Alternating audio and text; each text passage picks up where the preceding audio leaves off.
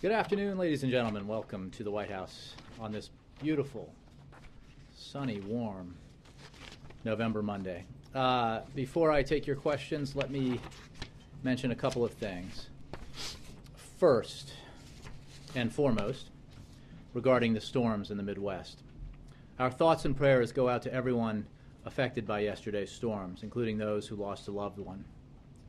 The President continues to be briefed by Assistant to the President for Homeland Security and Counterterrorism, Lisa Monaco. The White House will continue to stay in touch with our federal partners, including FEMA, as well as the state and local partners who are leading the response in the affected states. We urge citizens to continue to follow directions from their local officials. FEMA remains in close coordination with officials in affected states. FEMA's National Watch Center in Washington remains elevated at a 24/7 enhanced watch. FEMA, through its regional offices in Chicago and Kansas City, is continuing to monitor the effects of the severe weather, including strong tornadoes that affected the Midwest yesterday. FEMA has an Incident Management Assistance Team, IMAT, deployed to Illinois to coordinate with state and local officials to identify needs related to disaster response and recovery. FEMA also has liaison officers positioned at emergency operations centers in Illinois, Ohio, and Indiana, and additional liaison officers on standby and ready to deploy if requested. Before the storm system developed, FEMA, through its regional offices, began to closely coordinate with state and local partners, including Ohio Emergency Management Agency, Wisconsin Emergency Management Agency, Michigan Homeland Security and Emergency Management, Illinois Emergency Management Agency, and Indiana Department of Homeland Security. My second announcement, or statement rather, is that at 5:30 p.m. today, it is expected the Senate will have a cloture vote on Judge Robert Wilkins, the third of the President's nominees to the D.C. Circuit Court. Less than 3 years ago, the Senate confirmed Judge Wilkins to the D.C. District Court without opposition. Every senator agreed he has the intellect, integrity, and fair-mindedness to serve as a federal judge, and his record since then has validated his unanimous confirmation. Yet Senate Republicans continue their cynical obstruction. Their proposed legislation would remove 3 judgeships from the D.C. Circuit, even though Chief Justice Roberts has not recommended removing any. It also would give a judgeship to 2 courts that Chief Justice Roberts has said do not need anymore. It's time to stop playing partisan politics with the federal courts. We urge Senate Republicans to stop blocking a simple up or down vote. If the Senate were allowed to consider Judge Wilkins and all of the President's nominees on their merits, I am confident they would be confirmed without delay. I can now take your questions. I'm aiming for a 2:45 wrap here. Let's go, Nedra. Okay, thanks. The Washington Post reported over the weekend that the administration's goal was to have 80% of users able to sign up for health care plans online. Is it acceptable to the President if 1 in 5 of the users aren't able to get insurance online? Thank you for the question. I think the way to look at that figure is that of, say, 10 who go on the system, roughly 2 won't get through the system, so 2 out of 10. And there are 3 groups or baskets you can put those 2 out of 10 in. 1, those who experience technical difficulties. That would be error messages or delayed response time or issues involving site stability. Those are the 3 metrics that CMS and the tech team are using to measure the improvements that have been made, the improvements in error, reduction in error messages, the improvements in site stability, the improvements in the response time. So that's one basket. The other are those who start the process but find that either because they're not comfortable doing something like this online, or they may not spend a lot of time on the computer, may not be familiar with the kinds of information they need with regards to their financial situation, may end the process on their own and decide to utilize one of the other methods that are available to them to get information and enroll. And finally, there are those who have a personal or family situation that is complex enough that the site is not the best place to go to enroll. You are better served by using a navigator, a live person, either through the call-in center or in one of the walk-in centers that exist all around the country. So it's important to look at, when you talk about aiming to have the website functioning effectively for the vast majority of the American people, that there is a universe of people who will go on the site but leave it without getting through it for several reasons, and only one of them really, or we categorize only one of them having to do with technical issues, because the goal here is obviously to get people through the system, and by the system we don't mean the website, but through the system, and therefore allow them to enroll in a plan and purchase quality, affordable health insurance if they desire. So that's why we've been pursuing the other channels, which existed even before the October 1 launch, and were always part of this because we knew that these populations existed, but why we've beefed them up as we've had trouble with the website. But is this acceptable to the president? Is he pushing his aides to do better than this? Because, you know, if you had 80% of people going to Kayak not eventually able to book their travel, or 80% of people on Amazon, or I'm sorry, 80% able to and 20% not able to, they probably wouldn't stay in business very long. Well, I think you're looking at that statistic simplistically, because the issue here is, can we make the website function effectively for the vast majority of users who go on it? If there may be a portion of people, in fact there will be, as I just described, who go on it and they may decide to use a different method of enrolling, not because there's a problem with the website, but because their personal situation is complex enough. For example, they might have children who live that they're seeking to get covered who live in different states, or you might have a situation where a member or some members of your family could be eligible for Medicaid, others may not be. Individuals filing separately, where some individuals are able to purchase a marketplace plan and others aren't. So those kinds of complex situations, which is a universe of the population, are those with those kinds of issues are going to be better served by using a navigator, either going to the call-in center, going to one of the in-person centers, hospitals, community centers, and the like, where there are folks who are trained to help walk individuals through this process and who can help them if they have a complex situation. Then there are others who, and this was always going to be the case, who, even though so many Americans are now comfortable and use with the computers and use computers and online sites regularly, that there's going to be, with something as personal and complex as purchasing health insurance, will choose not to do so online. And that was, of course, always going to be the case. So when you look at the metrics here, we're focused on, CMS is focused on, when it comes to the functionality of the website, speed and response times, essentially. Response time, as we've explained before, is how fast the system responds to users' requests. And for the first few weeks after the site launched, we estimate that users were waiting an average of 8 seconds for pages across the site to load. And this past week, that average response time for most users remained under 1 second. So that's a metric by which they are able to measure the progress that is a result of the improvements, the software and hardware improvements that they've been putting in place. Another one is error rate, a measure of the frequency on a per-page basis of system timeouts or failures that prevent the user from advancing to the next page or result in users receiving error messages. And we have reduced the error rate from 6% to less than 1%. That is still not where we need to be, but it is obviously significant progress. And finally, site stability is something that is constantly being addressed in the improvements that are being introduced to improve site stability. So as more and more consumers use the site remains stable and doesn't crash. There also were reports over the weekend that there's some sort of self-assessment going on here at the White House, and that maybe there's going to be a shakeup, but not immediately.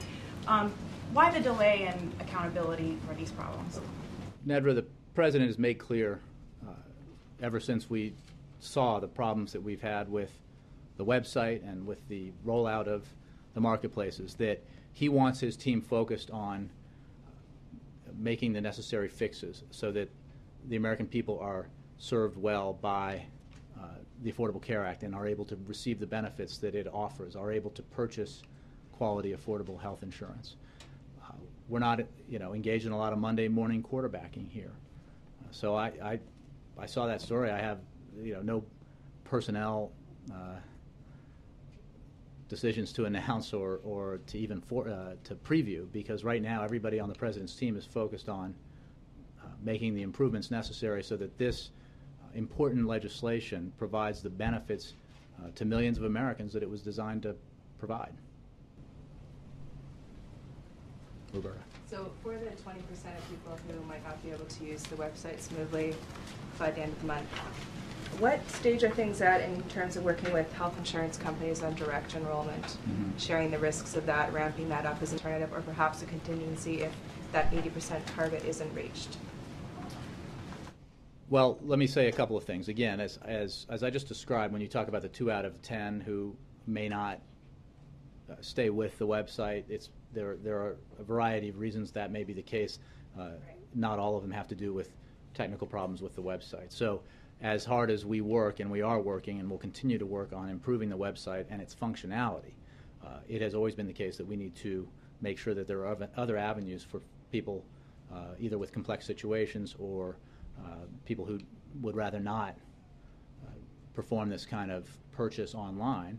And that's why we have call-in centers, and that's why we beef them up, and that's why we have in-person counselors who can work with American consumers around the country to make decisions and review options when it comes to health care coverage.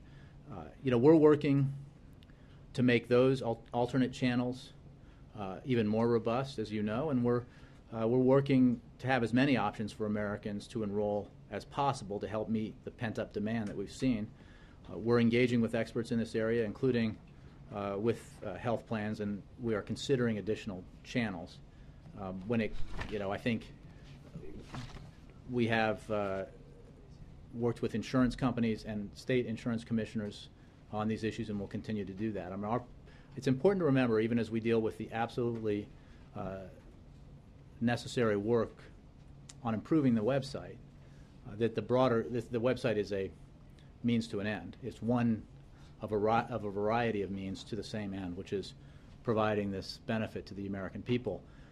And the individuals who receive that benefit, including everybody with insurance in America, everybody, even those of us, the vast majority of us who have insurance coverage through our employers or through Medicare or Medicaid, are getting benefits because of the Affordable Care Act. And it's important that it be implemented so that they get those benefits, that we all get those benefits. And then those Americans who are uninsured, who have the opportunity now to get coverage because of the Affordable Care Act. The goal is to make sure that those Americans and the 5% who are in the individual market, that everyone is made aware of the options available to them, and that everyone is able to take advantage of the benefits that the law provides. So that's our focus. It's not, no matter how many fixes are made to the website and how high its functionality, not all of it, there are going to be Americans who need to get assistance, either in person or over the phone, to enroll. Considering additional channels that you just mentioned, that's direct enrollment, ramping up direct enrollment with health plans? I certainly wouldn't rule that out. It's something that we've talked about and are working on. We're interested in engaging or opening as many channels for enrollment as possible, because the goal here is, again, not to have the best possible website, and we're far from that. And we'll still, the website come December 1st will be vastly improved, but we'll still need improvements, and we're going to keep working on that day by day to make it as effective as possible. And in the meantime, and beyond the meantime, we will make sure that there are other channels available for Americans to find out the universe of options available to them, and then to make some choices about what kind of insurance coverage suits them best. Let me go up and back, as I've been doing. John Allen. I wanted to know the President's reaction to Secretary of Education Arne Duncan's comments that it was white suburban moms who were pushing back on Common Core standards. I haven't spoken to the President about this issue, and I haven't seen Arnie's full comments.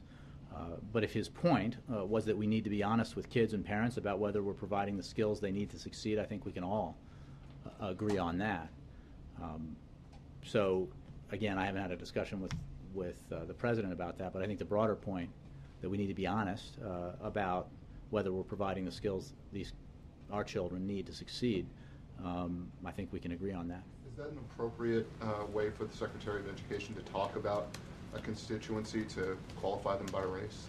I didn't see all of Arnie's comments. John, I can just tell you that the Secretary of Education and everybody on the President's team dedicated to this effort is focused on making sure that we do everything we can, working with states and others to ensure that our kids are getting the education they need for the 21st century, for the careers of the 21st century. Ann, how are you? Thank you. Fine. Thank you, Jay. President Obama took a long time coming to his decision on support of gay marriage where it is legal. Vice President Cheney's daughters have had a very public dispute about it. Now Vice President Cheney's put out a statement saying that they're pained to see what has been discussion in their family come out publicly. Does the President think that Vice President Cheney, who embraced the idea of gay marriage long before he did, kind of led the way? Does he give him some political credit for that? And is the President sorry to see that this is still something that can be a source of tension, not only just in families, but in the political dialogue? I haven't discussed with President Obama this issue with regards to the Cheney family, former Vice President Cheney. I would simply say that, like so many Americans, former Vice President Cheney has come to view equality as something that we need to make fact and not just an aspiration. And that is certainly where the President is. And that's reflected in his very strongly held view that the House of Representatives ought to follow the Senate's lead and pass the Employment Non-Discrimination Act, for example. Because in the not too distant future, we in this country will look back at this moment and pretty clearly recognize that those who opposed ENDA were wrong, as those who opposed other significant civil rights legislation for a variety of reasons that they put forward at the time proved to be wrong. And I just, with regards to interfamily dynamics, obviously this is a tough issue and can be a tough issue for a lot of families. But it is a very American value to pursue equality for everyone. Well, you make the point that opposition to it is wrong. It's not just a matter of tolerating somebody else's point of view. Does the President believe there's been progress in the country, perhaps? Well, without question. And you've heard the President discuss this many times, including, I think, in the interview he gave with Robin Roberts last year. That was last year, right? And there's no question there's been enormous progress. If anybody who looks at LGBT rights and the road traveled in this country just in the past decade, I think, would rightly be pleased by the significant progress that's been made, even as we acknowledge that more work needs to be done, more progress needs to be made. Real quick, following up on Nedra's question, is it fair to say that 80% success on the website would be the vast majority? Is that how you define vast majority, the phrase you keep using? Well, I think that is a large, others can decide whether or not 80% is a vast majority. I think in most contexts it is. But the point, this is focused on the kind of technical metrics that I discussed. When it comes to website functionality and making the improvements to the website that are absolutely necessary, they look at error rate, they look at response time, they look at site stability. And you make improvements in those measurable areas, and by doing so, you increase the likelihood that any American who goes on that site will have a satisfactory experience. Now, there are reasons that have nothing to do with the functionality of the website that some Americans may go online, start the process, and decide, either because of the complexity of their personal or family situation or for other reasons, may decide that they would rather engage a live person, either through a call-in center or in person, and that is something that has obviously always been understood. Our goal when it comes to the fixes on the website is to make it as functional as possible, so that the fewest number possible of users have some of the problems with delays and errors and crashes that we've seen in the early days of this launch. Olivia. Jay, the president's having a group of powerful senators to the White House to talk about Iran. I'm wondering why the president is doing this briefing and not say... Is there any group of senators that you would not describe as powerful? And how would they feel Not about by name and on camera. it? It is true, yes. But why the president not say the National Security Advisor, and how are these... Say that again, what was... Why the president specifically and not say the National Security Advisor? What's the benefit of having the president deliver this briefing? And is he asking them to hold off on sanctions? What's his message? Tomorrow at the White House, the President will meet with leadership and the chairman and ranking members of the Senate Banking Committee, Senate Foreign Relations Committee, Senate Armed Services Committee, and Senate Select Committee on Intelligence to provide an update on the status of the P5+1 negotiations with Iran before the next round of talks begin later this week in Geneva.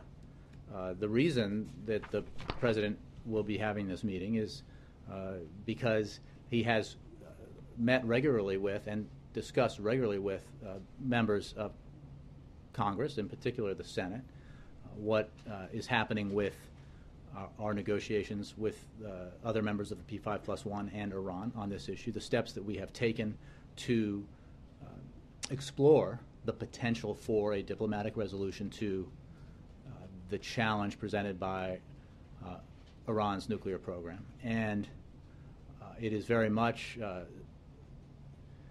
in keeping with the method the President has employed thus far in this matter, that he consult closely and regularly with leaders in the Senate on this issue.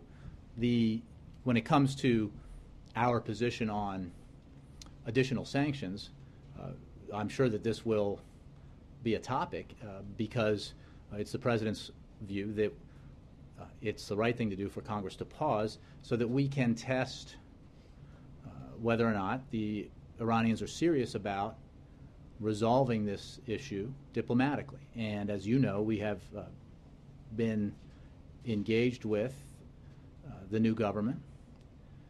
We've had a round of discussions in Geneva. We're having another round coming up. And we believe there is the potential, anyway, to initiate the first phase of an agreement that would see Iran halting progress on its program and rolling back certain aspects of it. And therefore basically stalling progress on their program and rolling it back as we pursue a more comprehensive agreement and as we test whether or not a more comprehensive agreement is achievable, whether or not Tehran is serious about taking the necessary concrete steps so that the international community is absolutely confident in a verifiable, transparent way that they have forsaken their nuclear weapons ambitions. So this is an important stage in this process, and the President looks forward to the meeting. There's some confusion about the amount of sanctions relief that Iran would be getting under this interim agreement. Can you shed any light on what the accurate figures are? I can shed some light on what the accurate figures are not. There have been reports of $40 to $50 billion in relief, and those reports are significantly exaggerated. It is important to recognize, as we've talked about, that the relief that would accompany an agreement for this first phase would be modest, and it would be eminently reversible. We've described it as, the kind of relief that we could provide by turning down or off a spigot and then cranking it back up pretty seriously. It would leave in place the entire structure of the sanctions regime that's been in place that has brought Iran to the table. So this is modest, and it is reversible, and it does not. It's the kind of relief that ensures that even as it's provided, the other sanctions remain in place and continue to have an effect. So the purpose of doing it is to acknowledge that there's no comprehensive agreement achievable at the beginning of a P5+1 process, and that it is far preferable for the P5+1 and all of our international partners and allies for us to lock in a halt to the progress of the program and to roll back certain aspects of it as we negotiate a comprehensive agreement or see if one is achievable. The alternative would be to engage in an effort to find out whether or not there's a comprehensive agreement achievable without any kind of first phase and therefore without any halt to the progress. And so that period where we were having these negotiations would also be marked by continued progress by Iran on its program. So we believe that this two-phased approach is the right approach to take, and the President will be talking about that with Senate leaders tomorrow. Major Gear. Then Margaret. On the 80% functionality of the website, that's just a November 30th date, or is that something you've outlined as a rough ratio, let's say, for the whole first year of the Affordable Care Act? And is it something that was built into your sort of assumptions about usability of the Affordable Care Act in its first year, or is it simply a metric that you've come up with since the website did not roll out as effectively as you thought it would? Let me start by saying that in their regular briefing, CMS and HHS can add more details in responses to these kinds of questions. What I can, again, I think, describe for you is that the 8 out of 10, 2 out of 10 structure relates to an expectation of what broadly speaking Americans would experience in a world where the website is functioning effectively for the vast majority of users. So that means that there would be still a small percentage, hopefully, who are not getting through because they experience technical difficulties. And as we've discussed, I discussed last week, the President discussed last week, we will not have a perfect website. There will be, as is the case with all complex websites, individuals who experience some technical difficulty somewhere and for some reasons. And the way to measure those, again, goes into those categories of error messages, delayed response times, and stability issues with the site. But there are other, again, in that 2 out of 10 pot, you have two other categories. One, and this is just roughly speaking, one, those who have, as I described before. Right, and those will be there always. Well, I think, yes, that's certainly the case, that there will always, it was never going to be that even with an error-free, perfectly functioning website, that suddenly every American or potential purchaser of insurance in the marketplace would make that purchase online. And that's why there are call-in centers, that's why there are in-person navigators to assist Americans who prefer to do it, if you will, the old-fashioned way, and also you can do this by mail, an even more old-fashioned way. So that's just to say that there's always going to be a universe of people who, they may go online, but they may not go through the entire process, not because there's a technical problem with the site, but for other reasons, complexities of their own situation, of which there are going to be some percentage of families. On custody things or geography or income or subsidies. Precisely. Like So that. so that's I'm trying to give a little context to how these are viewed. More details are probably available at CMS, but that's the broad. 80/20 is not a ratio just for the website; it's for the entire experience. It's again, as I understand it, we're talking about people who would use the website but may not follow it through to the end, i.e. enroll, because either they have a technical problem or they find that they're somebody in this category, these other two categories.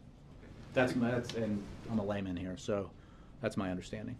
Picking up on Iran, you said from the podium a couple of times, those who are skeptical about this two-phase process are essentially indirectly advocating, or not advocating. The only other fallback position to that is military confrontation with Iran. Does that overall description also apply to the Israeli government, which has been very critical of the first phase of this? Prime Minister's repeatedly called it a bad deal without, as the Secretary of State saying, knowing all the full details? I'd say a couple of things. The comprehensive structure of sanctions that have been put in place and that have been as effective as they have been were designed to try to change Iranian behavior. So the sanctions were not imposed for the sake of sanctions themselves or for harming the Iranian economy. They were meant to see if Tehran's behavior would change, that there would be a price that was too high for them to pay in order to maintain their nuclear program in a way that was in which they would not provide assurances to the West that they were forsaking nuclear weapons. That was why the president led the way in putting together this comprehensive set of sanctions, the most debilitating and comprehensive set ever imposed in history. And you'll remember that he got there by making clear in his campaign in 2008 and in his inaugural address in January of 2009 that he was willing to meet with and discuss with Iranian leaders these issues. And that was a position that had been criticized during the campaign. But that willingness basically put the onus on Iran to demonstrate that they weren't the problem. And what we saw for the first 4+ years is that Iranian behavior was the problem. And that unified the international community and allowed for the construction of this comprehensive set of sanctions and allowed for the isolation of Tehran that we've seen. And which in turn, through an election in Tehran and through the building impact of these sanctions on the Iranian economy, we have seen Iran come forward and take a new approach towards this issue in its dealings with the P5+1. Since the goal that we all share is making sure Iran does not and cannot acquire a nuclear weapon, we need to pursue the possibility that we can achieve that goal peacefully through diplomacy. And as the President and others have said, the surest way to make sure that Iran does not have a nuclear weapon and does not have it for the long term is agreement and a decision by Tehran to give up pursuit of a nuclear weapon. But we have to obviously couple that with very intrusive verification procedures so that we can be confident that that is the case. So the end goal here is shared by everyone, and there is no daylight between the United States and Israel when it comes to that. And there's no daylight among the members of the P5+1. There appears to be daylight in tactics and methods right now. Well, I mean, everything that history you just described, Israel and the United States were very close on this, but now there are, through press conferences and statements from the Prime Minister repeatedly, a breach. It's obvious. Well, I think everyone, and I think the Prime Minister said this, believes that we should explore whether or not this can be resolved peacefully. That is obviously a preference for everyone. And it is our view that the process we have in place with the P5+1 is the best way to explore that possibility, as we leave all options on the table, as we make clear that President Obama will not, as a matter of policy, allow Iran to acquire a nuclear weapon. Achieving that goal is best done peacefully if that's possible. And going back to the beginning of your question, if the decision or the view is that we should not engage in negotiations, you're really, whether you're proactively choosing the use of force as the better alternative or simply disallowing or suggesting there's no path through which you can negotiate a diplomatic, peaceful resolution, you're still leaving yourself with only one other means to achieve that objective: prevent Iran from acquiring a nuclear weapon. And that's why we put in place a process working with our people. The Israeli government is right now? Well, look, we negotiate. We rather consult with Israel constantly on these issues. The president speaks with no other leader more frequently than he does. They know all the details of the negotiations. We again consult with the Israelis regularly. We share a significant amount of information on a variety of issues, but Iran is certainly one of them.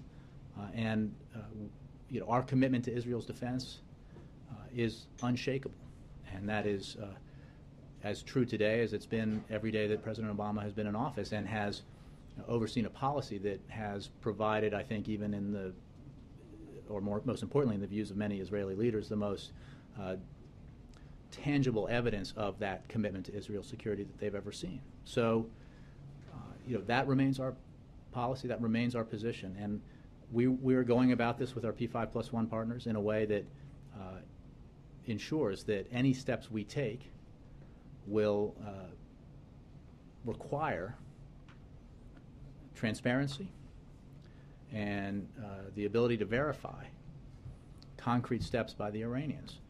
If in the end if they demonstrate that they are not willing to take the concrete steps necessary to prove to the world that they are giving up their nuclear weapons ambitions, then there's no deal. Simple as that. Margaret. Thanks. I want to ask you about the OFA call tonight, but before I forget, I want to do a little cleanup question. On healthcare in the front row, you had said that in addition to what you're doing to improve the website, you're, quote, working with additional channels, and that sounded like maybe worth asking more about.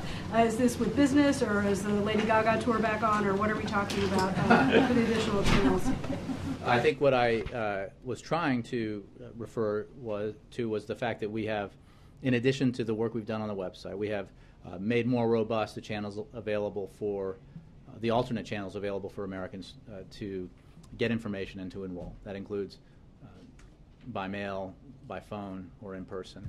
And in response to the question about, direct enrollment, working with insurers, we are having conversations with insurers all the time about that and other issues, all with the goal of maximizing the options available to Americans when it comes to enrolling in and purchasing enrolling in the marketplace and purchasing quality, affordable health insurance. But on the additional channels, you meant the channels that we've already talked about before in the past. Well, but also, we are also working to set up direct enrollment through insurance companies so that Americans could choose to enroll directly through the insurance company, and that's another method by which we can reach the same point that is the goal here. Again, it's the end here that matters, not necessarily the means. The means are important, and we have made clear our shared frustration with the problems that the website has experienced, but we have to make sure that there are other means available for the American people, even as we make improvements to the website. On OFA, tonight the President will talk with OFA folks on a call. To the extent that you can talk about the policy as well as the political goals,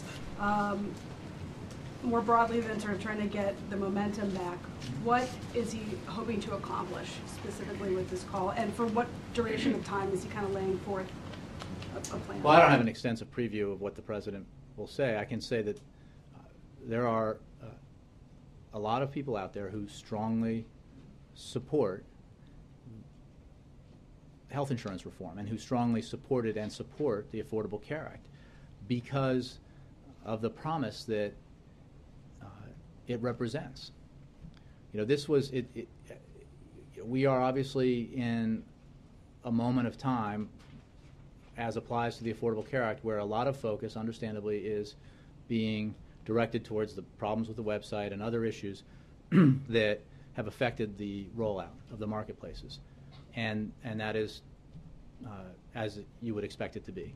But we cannot forget. We need to step back and not forget that what was achieved in the passage of the Affordable Care Act was the culmination of a century-long effort by presidents and lawmakers to introduce health insurance reform, to make affordable quality health insurance more broadly available to average Americans, all undertaken with the point of view that in the wealthiest country on earth, health care should not be a privilege for a few. It should be available to all.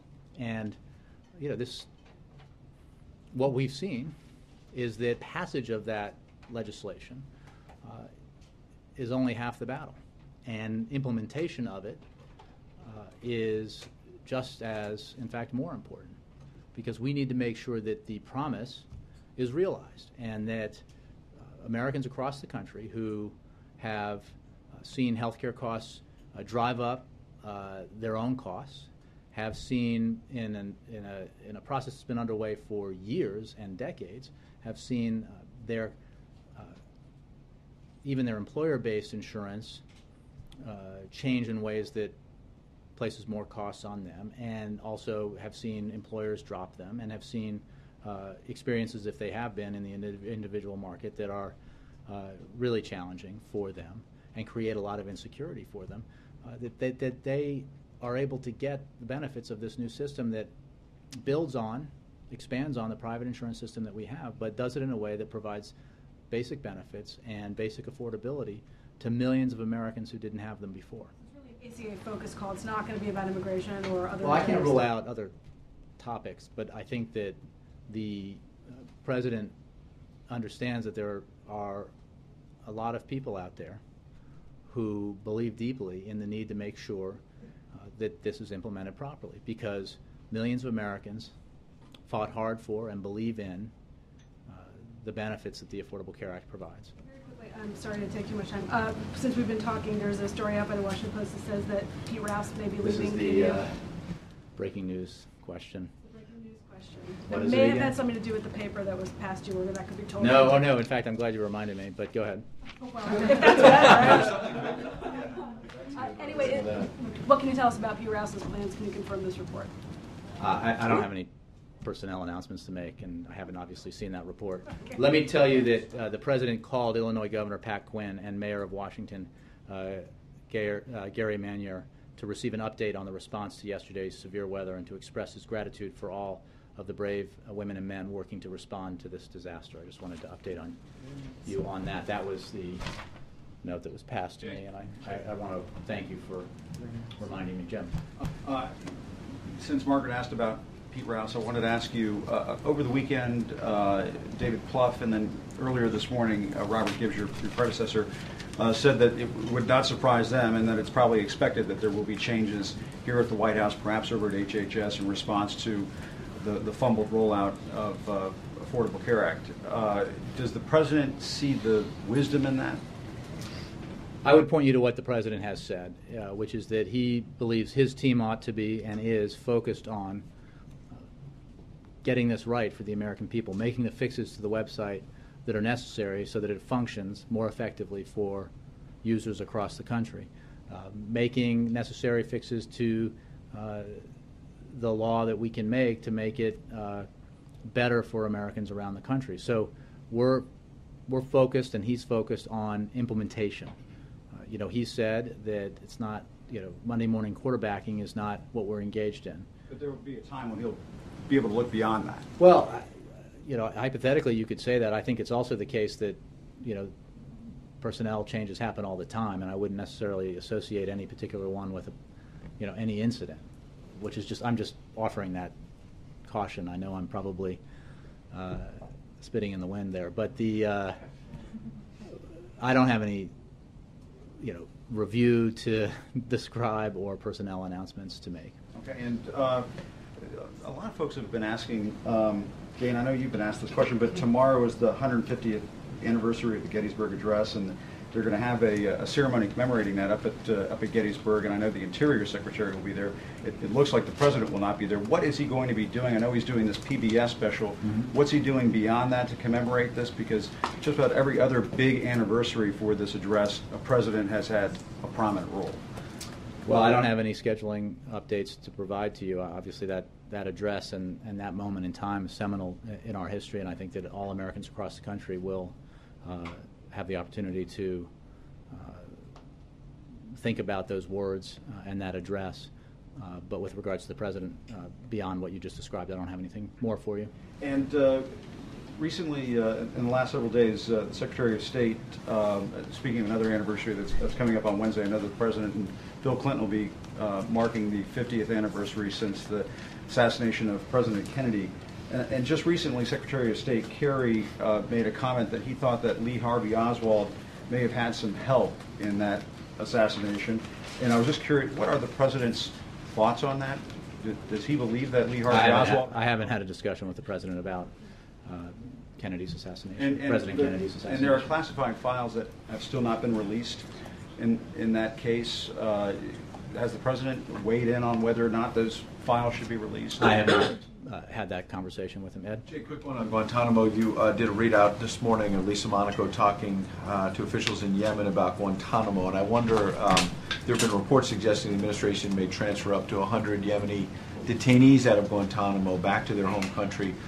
Why does the administration think this may be effective, given the fact that the president himself shut that down a few years ago after the underwear bomber had gotten some help from Yemen, and there were concerns that it might be a bad idea to send more detainees there? What's changed? Well, the moratorium on detainee transfers to Yemen was lifted earlier this year, as I'm sure you remember, and in his speech at NDU, the president called on Congress to lift its restrictions on detainee transfers from Guantanamo. The lifting of the moratorium on detainee transfers to Yemen came with also the assertion that those detainees would be reviewed on a case-by-case basis, and that has been the case ever since. It is still absolutely the administration's firm commitment to close the detention facility at Guantanamo Bay. The facility continues to drain our resources in an era of sequestration and tighter budgets, and it harms our national security. To the greatest extent possible, the administration will continue transferring detainees who have been cleared to go to other countries, and we, as I mentioned, will call again on Congress to lift the restrictions on detainee transfers, which have significantly limited our ability to responsibly reduce the detainee population and ultimately to close the facility. The detainee language that is in the Senate Armed Services Committee version of the FY 2014 National Defense Authorization Act is, in our view, positive and an important step in that direction. Now, sure. Go ahead. Thank you for that. On healthcare, the whole vast majority question. Last week when the president talked about it, he just used majority, not vast majority. Is there any way that the bar can be lowered below 80% if at the end of November it's 70% or 60%? Is that acceptable? Again, I tried to describe, Ed, and I appreciate everyone's patience, sort of the universe of people that we're talking about. And when you talk about the 2 out of 10 or 8 out of 10, that among those who don't get through the website, there are a variety of reasons that will be and has been the case.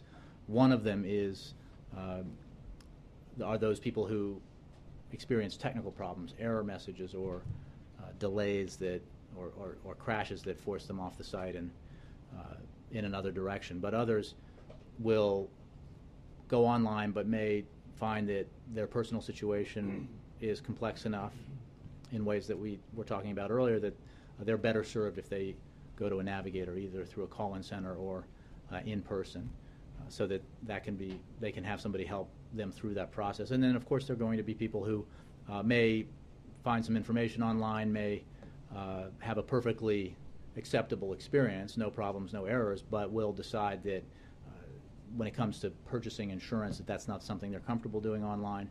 That was always going to be the case. There was always going to be a population that fit that description, and that's why it's important that they, too, are able to avail themselves of other means. They might go by phone, as you said earlier, or go by mail. Under that scenario, though, could the 80-20 split you were asked about before, could up to 20% of the people who go online but can't actually sign up? I realize not all 20% will not be able to get on. Some will do it by mail, some will do it by phone.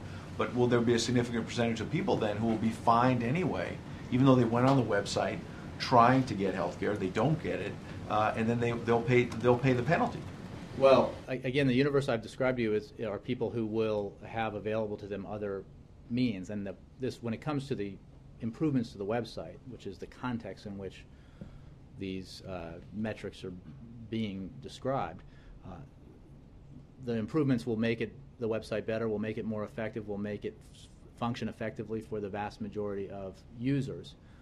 There will still be some who experience technical difficulties, and that will result in those individuals, if they don't want to keep trying, availing themselves of the other means available to them. And then there'll be those who decide to use other methods because for reasons that have nothing to do with the functionality of the website, that it's an issue of complexity in their personal situations or a personal decision not to to do this kind of process or make this kind of purchase online. So I guess the point is, when it comes to the website, we are working 24/7 to make the technical fixes, software and hardware fixes, that will improve its functionality. But that's all part of a broader effort to make access to the marketplaces as smooth as possible and provide as many channels as possible, which is what we're doing. And very last one, there were reports about an official helping to run the DC exchange who was fired within hours or within a day of criticizing how the program was working. Did the administration have anything to do with this official in DC losing his job? I can't speak to why they made that decision. I would refer you to them. Peter, this is going to have to be my last engagement. You talked about 80% would be viewed as success. Then perhaps to put it more simply, what would failure be defined as? How does the president define failure, not sufficiently meeting the expectation? The president believes that the site is not functioning effectively now and wasn't functioning effectively on October 1st. That doesn't mean it's not functioning. Obviously, there are more and more people successfully navigating the website every day. I mean, for the December 1st date, what would failure be? I think we've said that we are making improvements so that it will function effectively for the vast majority of users. It is important when looking at users' experiences on any day, but December 1st included, that there of those who basically stop using the online site, there will be different reasons why that's so. Some of them will have technical problems. And that's what we can address through fixes to the website. There will be others who, and this was always going to be the case because of their personal situations and the complexity of the kind of coverage they need, will be better served by going to call-in centers or in-person centers to get assistance in applying and getting the information they need. Understood. Just to conclude, as Todd Parks said when he spoke before the House Oversight Committee, the goal is to meet this vast majority bar, which is roughly 80%, with the nuance I understand within it. So I guess my question is, if we don't meet what the president views as that standard, what is the consequence? What is the president prepared to do? There have to be contingency plans to accommodate those people that feel they weren't. There's a continuum here, Peter, which is that the site is working vastly more effectively today than it was the first week of October. And that process will continue up to and beyond December 1st. The goal described as having a satisfactory experience or having it function effectively for the vast majority of users applies to the end of this month, but it will continue to apply going forward. In other words, we're going to make improvements so that it's better on December 2nd than December 1st and going forward. Because the potential that some people fall in the gap because there's only 2 weeks from December 1st to December 15th, where some people potentially won't be able to get coverage in time for January 1st, which you're still providing affordable care for a lot of people. But if you live in a state like Washington State, Vermont, Arkansas, where you're losing your coverage and the state insurance commissioner says, we're not going to give you that old coverage back, there's some Americans, if the 80% bar is where it stands, won't be able to get coverage in time for January 1st and will then go uncovered. That's a misunderstanding of what that figure represents, because there are ways for those individuals to get insurance now that don't include the website. So you're confident that some form they will be able to, without question, be able to get it in that window? I'm very confident that they will be able to. That's why these alternate channels exist and why they were always envisioned to be a part of this, because there were always going to be some individuals who weren't going to make this kind of purchase online, either because they don't in general make purchases online or use computers, or because for something like this they're not comfortable doing it. And there will be those whose situations when it comes to purchasing insurance because of the where their members of their family live or other issues will be better served by having an in-person counselor help them through the process. I just want to be clear, because that's very important what you just guaranteed, that everyone will be able to do it by that December 15th date, even through these other means. The reason I pose that is because Peter, the other means include going through the web service, which includes the 834s, which have to go through the system. So if the system isn't working perfectly, a vast majority isn't good enough, because everybody, even by calling or in person at a navigator. You're mixing.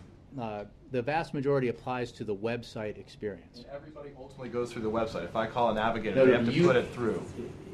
They do. You don't. Incorrect that you have to, that everybody has to. We had this debate earlier, but that the purpose is that is if you want to go through, avail yourself of a call-in center experience, you can have that encounter with an individual who will then take your information and make sure that you both get what you need to get the information you need to know and apply accordingly.